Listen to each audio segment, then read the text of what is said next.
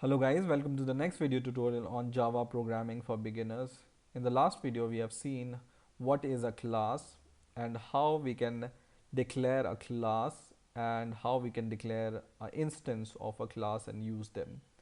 Now in this video we will see how to use a class constructor and what is a class constructor.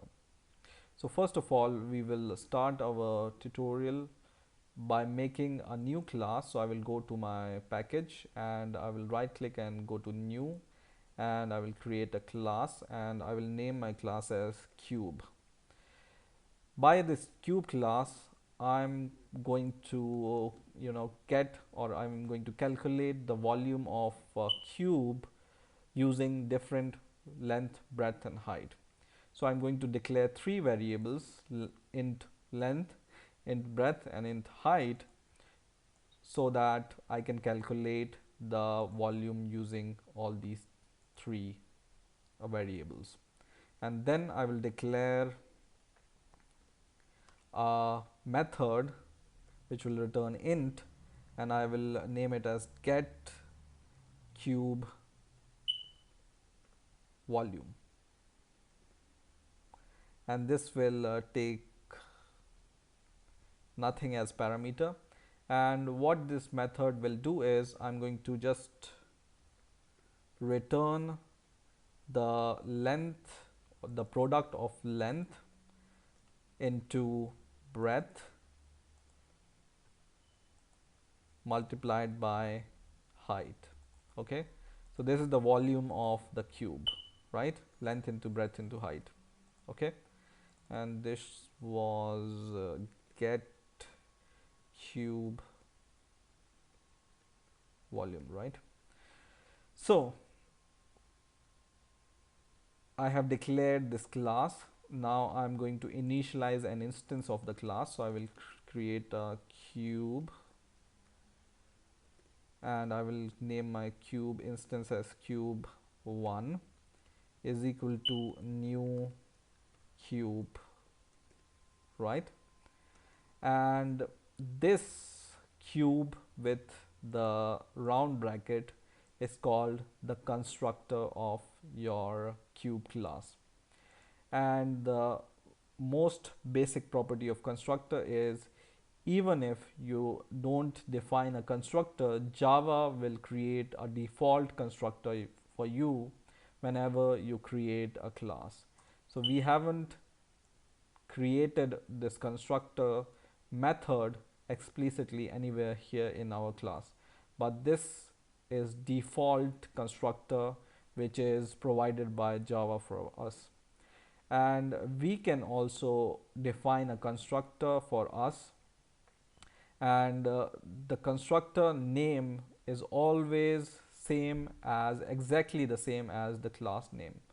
So for defining a constructor you can just write cube, and it, for default constructor I'm not going to pass any values right now, but it can take values, okay, or parameters. So here you can provide parameters as you can do it with the method, but the most important property of constructor is it has the same name as class and it never returns any value.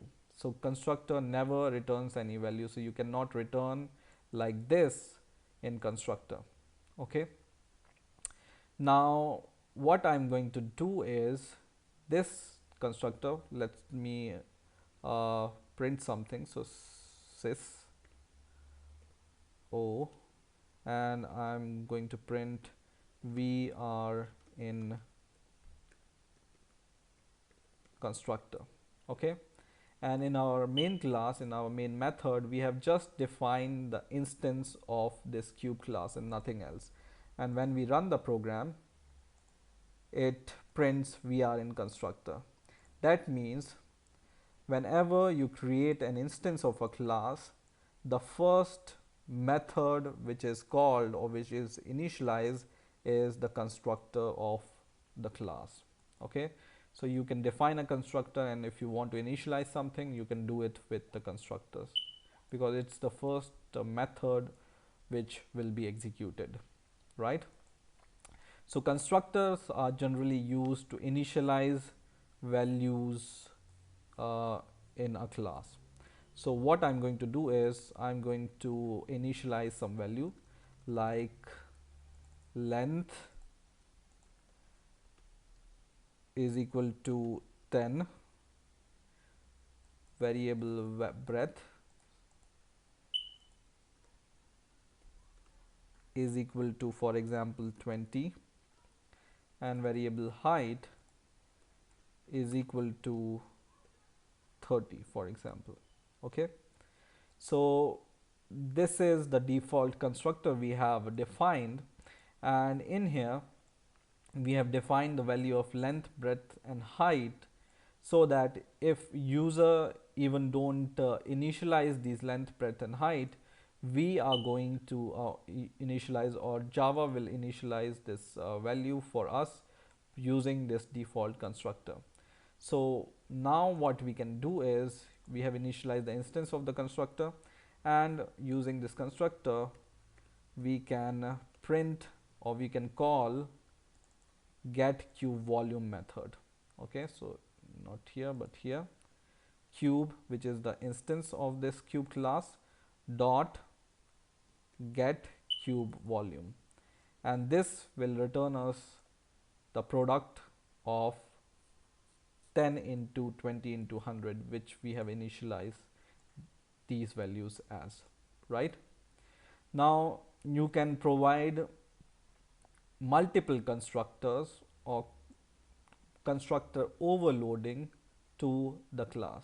So you can provide this constructor, which we can consider as a default constructor, and in here we are going to provide three parameter, int L, comma int B, comma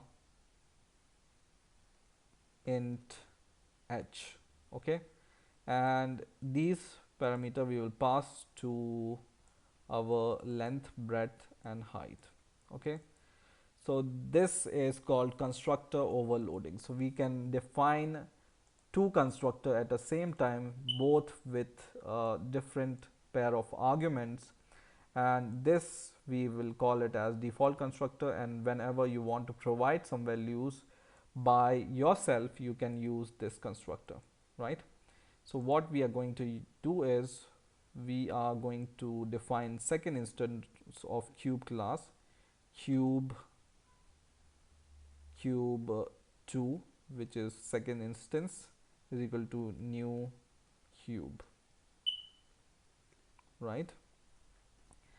And now we can just call the same method get cube volume, but using cube 2 instance, and here we will define length, breadth and height, for example 20 comma 20 comma 20.